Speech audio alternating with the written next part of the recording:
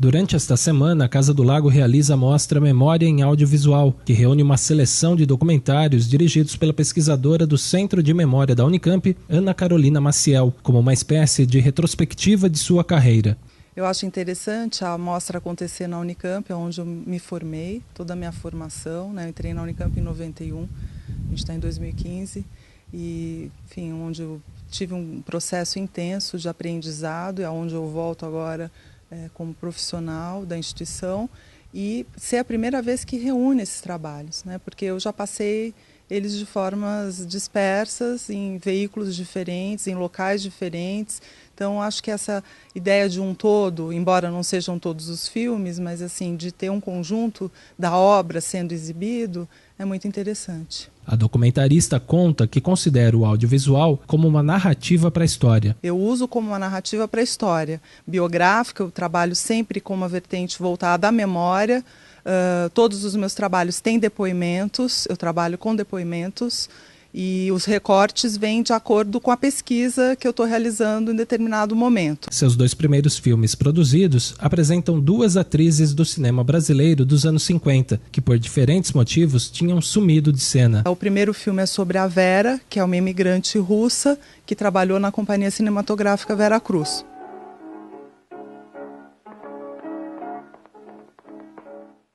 O meu segundo documentário é sobre Eliane Lage, que é uma atriz que também iniciou carreira na Vera Cruz. Foi a grande estrela dos estúdios e nos anos 60 sumiu, enfim, escolheu um outro percurso de vida e eu fui atrás para saber, enfim, como que ela tinha, né, enfim, qual que era a percepção dela dessa experiência enquanto atriz. E foram esses 2 filmes que inspiraram o doutorado da documentarista. Quando eu comecei a pesquisar sobre a trajetória dessas atrizes, eu descobri a história da Companhia Cinematográfica Vera Cruz, que é muito controversa, e isso originou o meu doutorado, que resultou num livro, que é o Yes, Nós Temos Bananas, aonde eu tanto falo desse Star System dos anos 50, como dessa tentativa de cinema industrial que fracassou. A Vera Cruz foi fundada em 1950 e fracassou em 1954.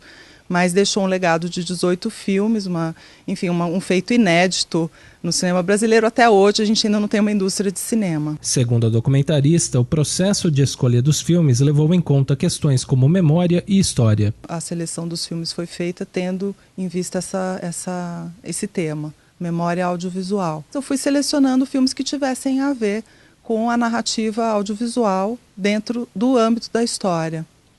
Então eu escolhi alguns filmes que eu realizei num pós-doutorado, que eu realizei no Museu Paulista, da Universidade de São Paulo, que eu trabalho com cultura material, depoimentos de doadores do Museu Paulista. Então eu selecionei 3 perfis de doadores, que são doadores que normalmente procuram o museu para doar objetos, fotografias, que é um colecionador. O primeiro documentário, Imagine um Mundo Sem Rótulos, é um colecionador que doou 5.200 e tantos rótulos e embalagens.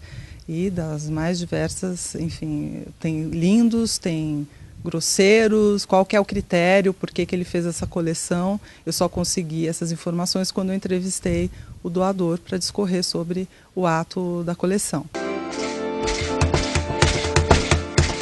Herança, legado material e memória, eu entrevistei as herdeiras da família Jafé, que é uma família notória em São Paulo de imigrantes libaneses. E elas doaram objetos, álbuns de família, filmes de família, enfim, mobiliário, uma série de coisas para o Museu Paulista. E o último documentário, que era um grande desafio, é uma doadora anônima. Coisa que acontece no museu, de uma pessoa chegar com uma pasta, com documentos que pertenceram a algum parente.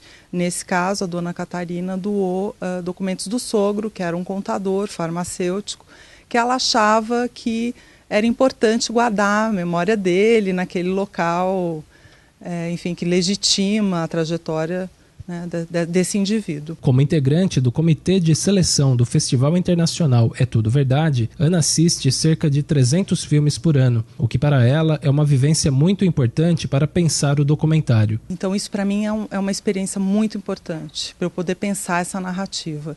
E uma coisa muito forte nos meus filmes é assumir a subjetividade.